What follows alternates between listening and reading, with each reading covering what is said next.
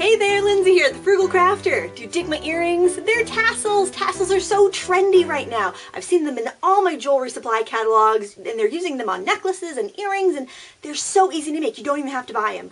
I'm going to show you how to make no hassle tassels today. So let's get crafting! Woo! Thought with graduation day coming around for so many kids, that it'd be cute to make a little graduation box to put your earrings in, and you can find this template in my shop, Lindsay Stamp Stuff. Just go to mygraphico.com and you'll find it. Just search Grad Hat Box. It is a cutting file and it's also a printable template, but there, my shameless plug is done. I just wanted to show you that idea because I think it's pretty darn cute. Alright, so you can do school colors, and I thought it would be fun to do Harry Potter school colors, so I'm going to make a pair of Gryffindor earrings here and make a red and gold tassel. By the way, this is what a skein of embroidery floss is supposed to look like, and this is what it looks like after I've had my paws on it for about 30 seconds. So as soon as I find the end here, we will get going on our tassel. There we go, we have it! Oh my gosh, the planning is just overwhelming, isn't it? I keep losing that end. There we go. Okay, so what you need is a piece of cardboard or cardstock. This is just a piece of cardstock. I folded it in half. It's 1.5 inches wide, and however wide you have it will determine how tall your tassel will be. And I've got this embroidery cotton, or crochet cotton rather, and it is gold. And I thought that would just give me a really nice sparkle in these Gryffindor earrings. So you just want to wrap it around. I'm going to do this about 12 times since I have 2 strands of floss here. I've lost count completely. I think that's about 4, 5, 6, 7, 8. I can't talk and do this wrap thread at the same time. Apparently, I'm not that ambidextrous. Is that the right word? I don't think it's the right word. So let's say we have this wrapped about 12 times. I think it's got to be in that ballpark. Then you're just going to slide your scissors between the thread and the cardboard and give it a snip. And you're going to end up with a bunch of short pieces of yarn or floss. And this is the same method whether you are using yarn or embroidery floss. If you're doing this for knitting or crochet, it's the exact same method. Alright, so what I've got here is a piece of thread I've cut. I don't need it that long, but you probably need it about 6 inches or so. And I'm just going to tie a double knot. I'm going to try to keep it in the center as much as I can, but it doesn't matter if it's not exactly in the center because we'll be giving our tassel a little haircut before we're done. Now you want to hold on to one end of your thread that you knotted with, and the rest of it can fall into your tassel, and just kind of pull everything together. And then we're going to grab another piece of this gold because I think it needs a little more sparkly in it. And of course it's for a wizard. It's my nerdy Harry Potter tassel earring. It's got to have some sparkle, right? Alright, so I'm feeling foolish today. As opposed to my normal, serious, fun, upstanding self.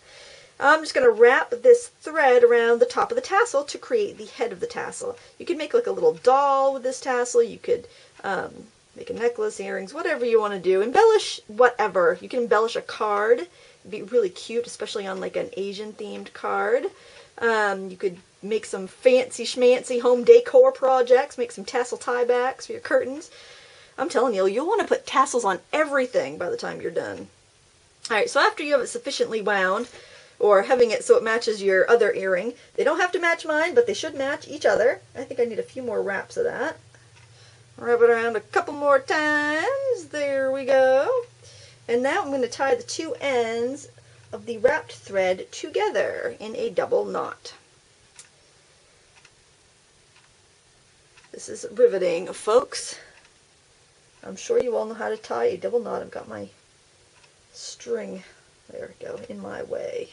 One more tie, and you want to tie it fairly tightly because you don't want the yarn to come loose and you want to shed yarn bits everywhere. Now you want to take a crochet hook and you're going to slide it up underneath all those wraps you just made, and you're going to grab those tails from the yarn you just tied, or the thread you just tied, and you're going to yank them down through the middle of the tassel so that they're not sticking out all willy-nilly. You want them all nice and neat. Now we need to give our tassel.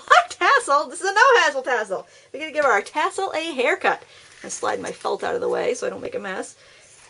And just give it a little snippy and see how similar we are to this other one.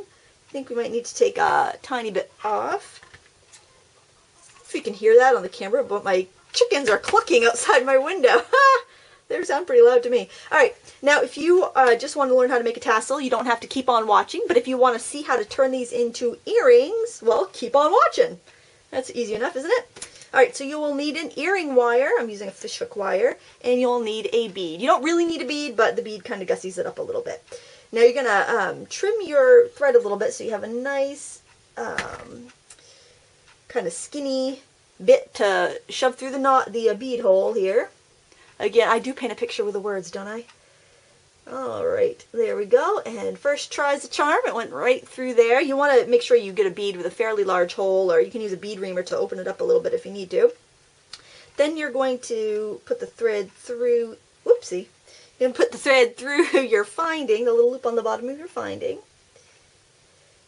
And you are going to tie a knot as close as you can to that bead. So first just tie a regular, kind of like overhand knot, just like, you know, your regular knot.